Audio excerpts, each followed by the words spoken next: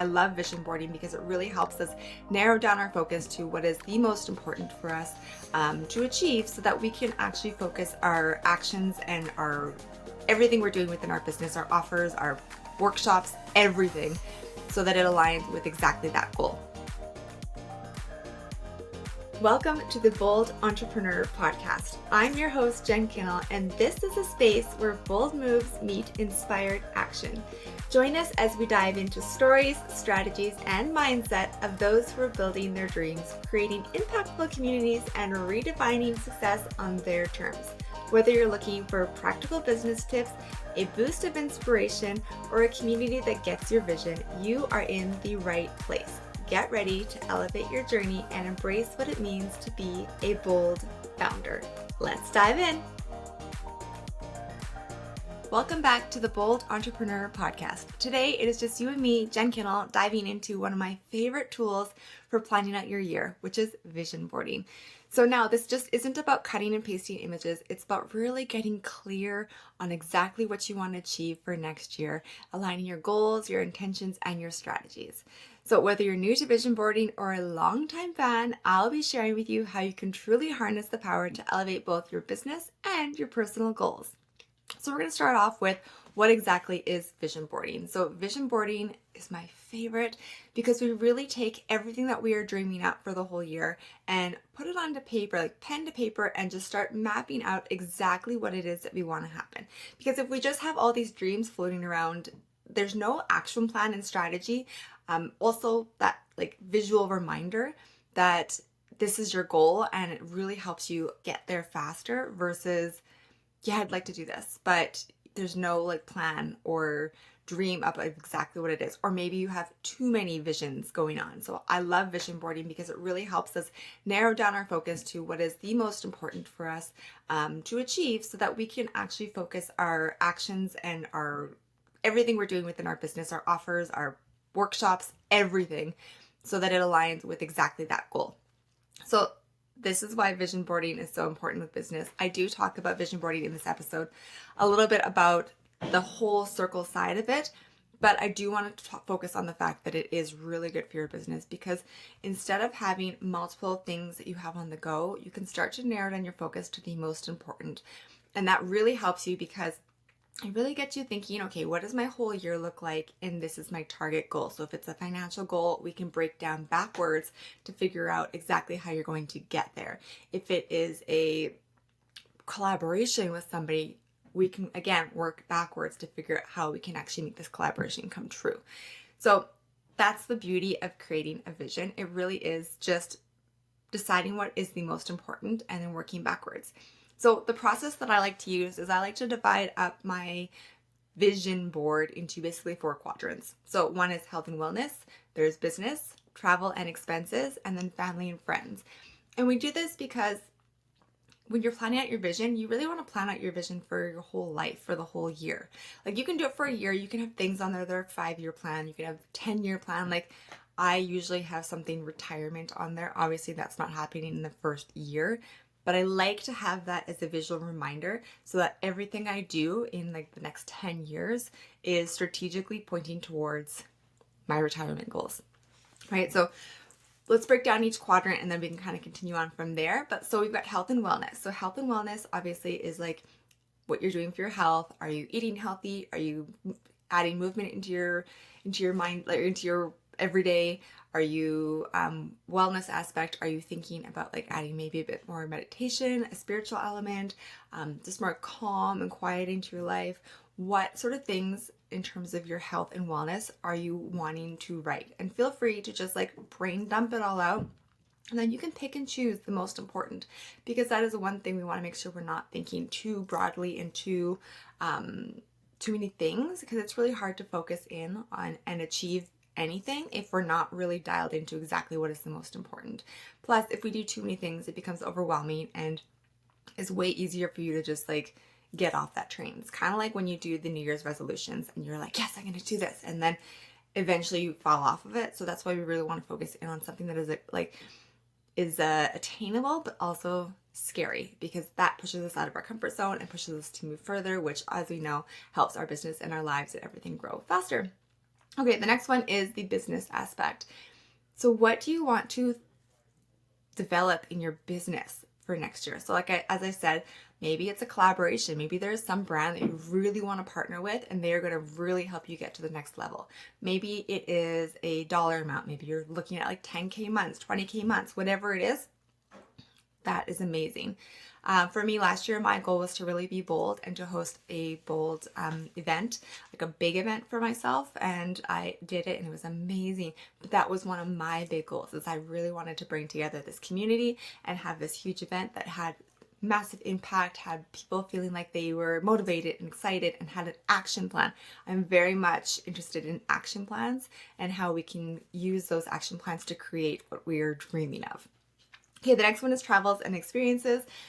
This is my jam. I love talking travel.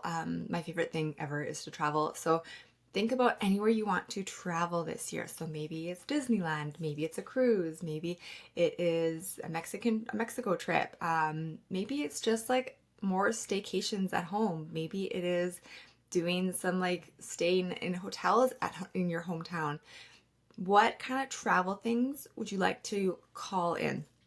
The interesting thing about this one is, not last year, but the year before, I had Paris on my vision board, which I knew I was going to, but I also had Disneyland. And I was like, I'm just going to put it on there. I mean, we're pretty heavy in travel this year, so I don't think it's going to happen, but I'm just going to put it out there. We ended up going to Disneyland Paris, which I think was so cool because it wasn't part of the plan.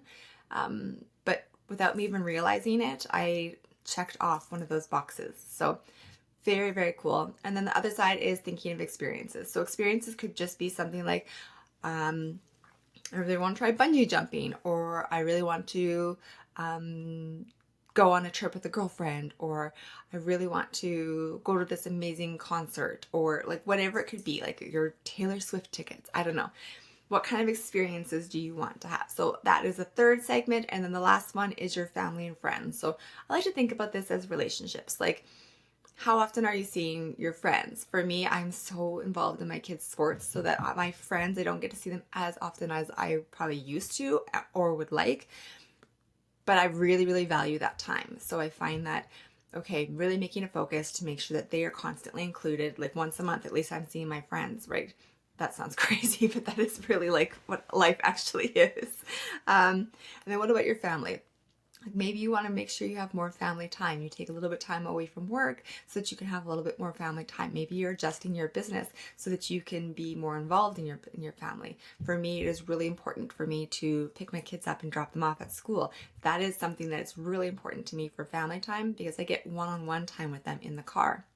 And so that's what I love about creating this like whole 4-quadrant plan, because then you're getting different aspects of your life and you're checking off all those boxes. And there is overlap. Like I said, with the family and the friends, like the family driving your kids, well, my business has to operate within certain hours in order for that goal to happen. And for my business to skyrocket, maybe I need to focus a little bit more on my health and wellness because I need my mindset strong to get that. So they actually like all work together, which is really, really amazing. So what I recommend you do is get a pen and paper and write down your 4 sections. So health and wellness, business, travel and expenses, and family and friends. And I would rather you just brain dump everything, like put it all out there, and then start to decide what is more important. Like what is the ones you really want to focus on, because you cannot have 3 massive like business goals and expect all of them to get the same attention. We really need to focus on, like for me, when I did my big event this year, I really had to focus on the event. And then the little pieces that went around it were like, what do I want to get from this event? What do I want to grow my business with when it comes to this event? What do I want to grow my community from with this event? Is there target goal for the number of social media clients that I have in my agency? So I really want you to start thinking about exactly what it is you want. What is achievable? What is a stretch goal? Because you have to stretch yourself out of your comfort zones. Otherwise, we kind of just stay the same. And what's most important. And then also just, you don't need to really pay much attention, but just look to see if there's any overlap between the quadrants and if one has to like give and take a little bit, because that does tend to happen. So what I would recommend you doing is either, there's multiple ways of doing a vision board actually. I'm going to show you the one, and if you're just listening to this, you can watch the show notes, but this is the vision board that I love. I did this actually at my workshop, or at my Be Bold experience event, where everyone got one of these vision boards that they were able to do together, but it's such an experience. But what it does is it provides you this beautiful visual presentation of your vision, so that you can come back. So you can see there's always there's travel, there's wellness, there's speaking, podcasting, all the things that are important to me, and it's in a visual element. So the important part of this is, one, we want to make sure we have an action plan that goes with everything, but also we want to make sure that we have a visual. So when I talk about that Disneyland Paris, I actually had it sitting up here, just behind the camera now, constantly. It's something I could see every single day. So no matter what, every single day I could see what my vision is. I could kind of bring that in. I don't know if you guys are as woo into this, but I always find that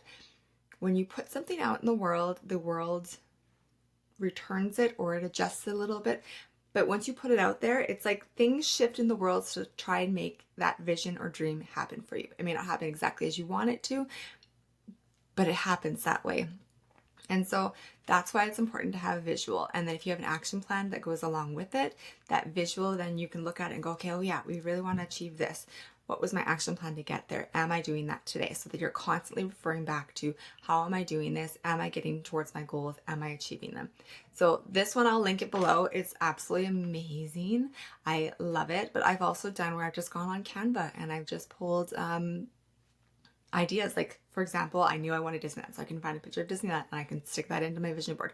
So I will actually link the template for my vision board also in the show notes that I've used previously for Canva, because you can do both ways, right? So I really like this one because it was great. It's beautiful. It was fun. It's something I can do every single year. The Canva one is amazing. I just printed it and put it into an 8x10 frame, and that was what sat up here forever. Yeah, and so those are the ones that I use, and I think they're amazing. And so what I recommend you doing now, once you've kind of got your vision figured out, is to start figuring out how you can integrate it into your daily practice, which means let's go in and let's figure that action plan. I like to work backwards. So here's your high-end goal that you want, and then work backwards. What do you need to do? So if it's a dollar amount, if it's 10K months, how many social media clients do I need to make to hit that target? And then maybe I don't want it to be all social media clients. Maybe I want it to be some of my workshops or my event price ticketing, or it is my membership, right? So it doesn't all have to come from one place, but let's start mapping out. Here's what your offerings are, and here is what we have currently. Here's our goals to grow them. And then what does that look like in terms of finances? So if I charge X amount for my social media clients, how many of those do I need to hit my target, right? And like I said, it's just a little bit of playing with the numbers to figure that out, to really decide, okay, do we need to have all social media clients, or can we have some membership dollars that come into play for that? So I really love the work backwards method. It works for everything you're doing. For your hosting an event, okay, for me hosting an event, I had to really think about, okay, who is my target person is going to be there? Where's the location that it's going to be? How much am I going to sell tickets prices for? Which means that I had to do the budget for it. Once I found out the budget, including speakers and decor and venue and food and all the things, then what did I have to do to, what did my ticket price cost for that? And then what do I need to back up, and how long do I need to market this ticket to sell so that I can fill up the venue? Keep in mind, things changed. My event changed. Things shifted. I had to change a little bit.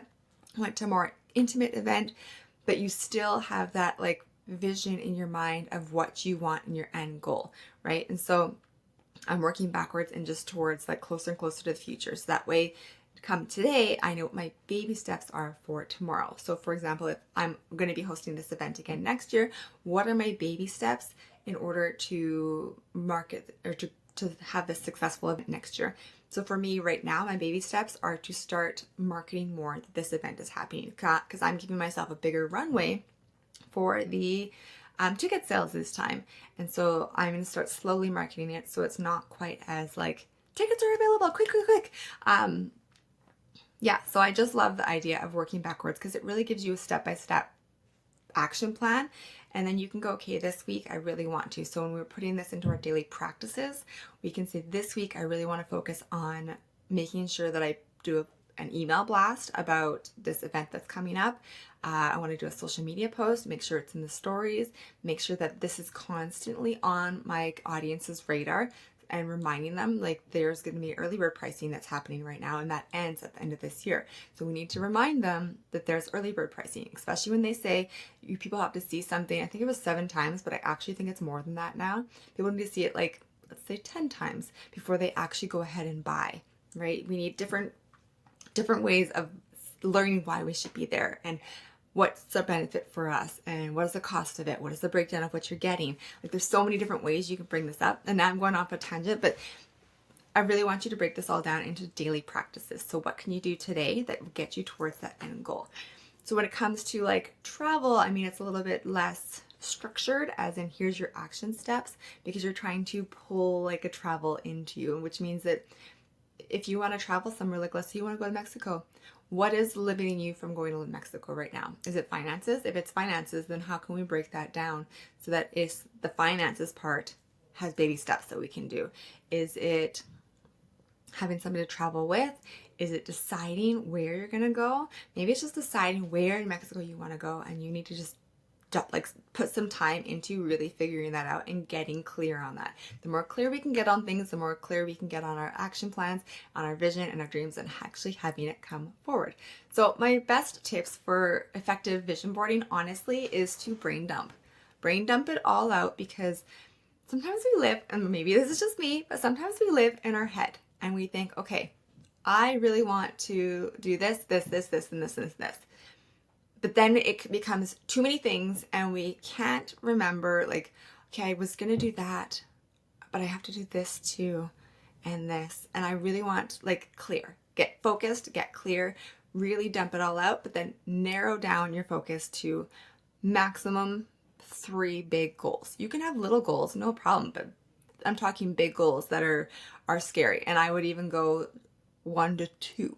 Like mine this year was the Be Bold conference, and it's a lot of work. It's a lot of work. These big goals are a lot of work, and they're a lot of mindset work that can really kind of like take you out, because there's that belief, can you do it? Can you sell the tickets? There's that belief that, okay, will people come? Am I going to make a big enough impact? What am I going to do when I'm speaking on stage? Like there's all these mindset things that can take you out. So we don't want to have too many big goals, because it's just too many things that are like heavy weighing on us. So I do like to focus more on something that's specific and actionable. My other tip is to break it down, make a plan. And it could just be one goal that you're making a plan for. If you're making a plan, make sure it's a good one. It's a big goal. It's a one that's going to stretch you. Attainable, but stretch, right? So make a plan, figure it out, work it backwards. It's never going to go exactly to plan. That's just life. It's never going to go exactly to plan. So don't stress about it. It used to always stress me out, was this is my plan, and if it goes off the plan, then I don't know what I'm going to do. Like I love a list, and I love a strategy and an action plan, and I want it to work exactly as it is, but life doesn't work that way. So don't worry about it. And then finally, put your vision board somewhere you can see it so that it reminds you constantly of what you're going after this year. Coming away from this episode, I want you to really be specific. Clarity on what you want brings clarity on how you're going to get there. We've got balance. I really want you to mix your personal goals with your business goals so we have a really well-rounded vision. I want you to evolve. Do not be afraid to update your vision board as your goals shift. So like I said, goals do shift and change. And so I want you to feel comfortable with changing your ideas, because they do shift and we do have to move around and evolve. Another cool thing, if you're going with this vision board that I love, and you could even do this with the Canva one, is to, once you've completed a goal, you can either keep it on there as like a reminder that you have achieved this amazing goal and congratulations to you, or we can remove it and put something else in there, right? So say our goal is something like, let's see, I have podcasting on mine. So obviously I'm doing that. I could make that can convert into speaking more. But what if I'm like max myself out, and so I know that I'm perfect. Like I've gotten 5 speaking opportunities this year, and that's all I have time for. we can remove that and put in something different. We can change that at any point in our goals, right? So don't be afraid to update and adjust your goals as your goals shift or as you achieve them.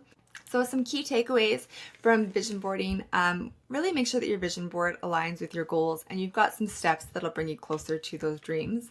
Make sure your vision board really reinforces your commitment and keeps you motivated on your journey. This is really going to help you just keep going and reminding you of what is important for you. And then by making your vision board part of your daily routine, you are more likely to stay connected to your goals and keep focus strong on it. Thank you so much for tuning into this solo episode of the Bold Entrepreneur Podcast. I hope you feel inspired to create and revisit your own vision board and make it part of your business strategy.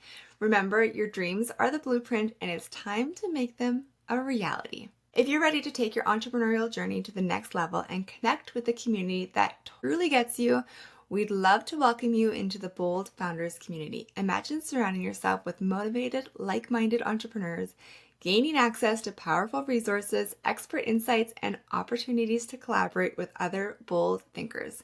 And don't forget, tickets to the Be Bold experience event that I talked about are now available. Join us for a full day of inspiration, practical workshops, and meaningful connections that can transform your business. And if you'd like to be a guest on the Bold Entrepreneur Podcast or have any questions, do not hesitate to reach out. I'd love to hear your story and explore how we can make bold moves together. Thank you so much for joining us on this episode of the Bold Entrepreneur Podcast. I hope you're walking away with inspiration, fresh insights, and a few takeaways to fuel your journey. If this episode resonated with you, please subscribe, leave a review, and share it with other bold founders and entrepreneurs in your circle. And when you're ready to elevate your business, check out the Bold Founders Collective. From community support to strategic resources and personalized coaching, we are here to help you thrive. Remember, the bold moves you make today will shape the future you're dreaming of. So stay tuned for our next episode where we'll dive into deeper stories of strategies and mindset shifts that all make the difference. Until next time, stay bold, keep dreaming, and keep moving towards what lights you up.